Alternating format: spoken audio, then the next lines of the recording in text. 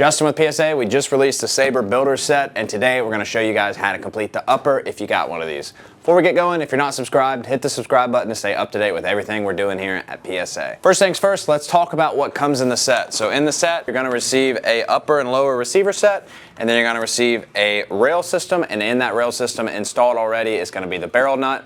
So we're about to walk you through the process of building the upper, so let's talk about what else you need to complete your upper. So you're going to need a couple of different items. You're going to have a barrel, you're going to need a gas tube and a gas block, and make sure that that gas tube is the correct length for the barrel you've got.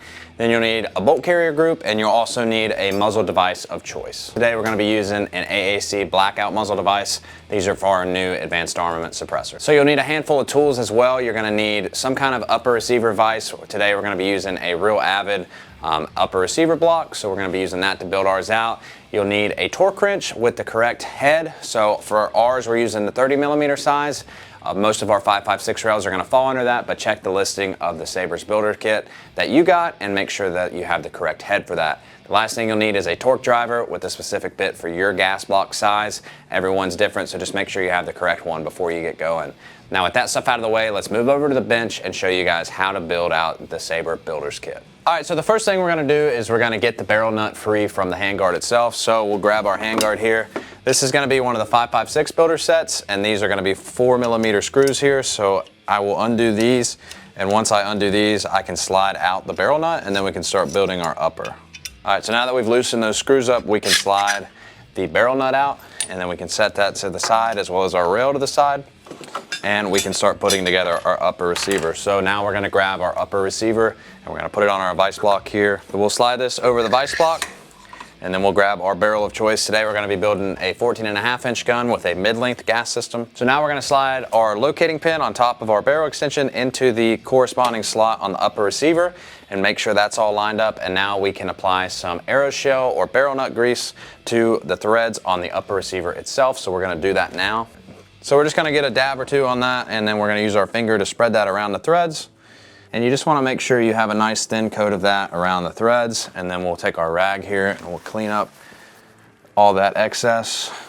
And now we can go ahead and install our barrel nut. So we're going to start out by doing that by hand. Make sure your threads are to the rear and slide that barrel nut over, and we'll start putting that on, and we'll get it hand tight, and then we'll break out our torque wrench and we'll apply the proper torque spec to it.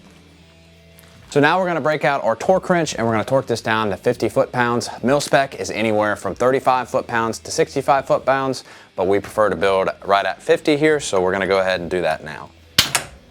So now that we've got our barrel and our barrel nut installed, our next step is going to be installing your gas block. So now that we've got our barrel and our barrel nut installed, we're going to go ahead and install the gas system. So in our case, we have a mid-length gas system.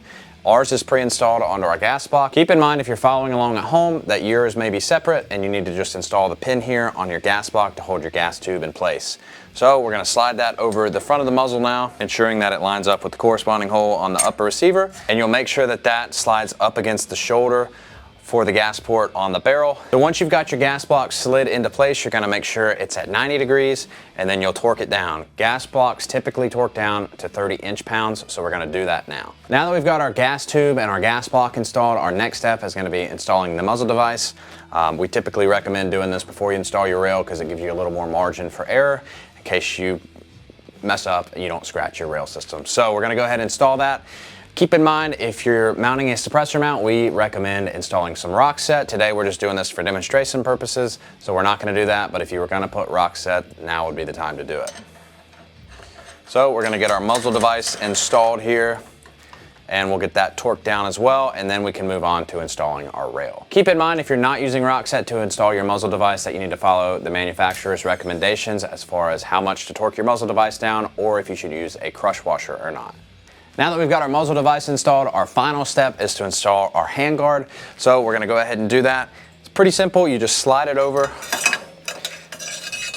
and you'll make sure that it lines up with the upper receiver. So now all that's left to do is to install our handguard screws. Today we're installing the Sabre QDSM M-lock rail, and this one has 2 screws on the bottom that index with the barrel nut, and we're going to torque these down to 30 inch-pounds.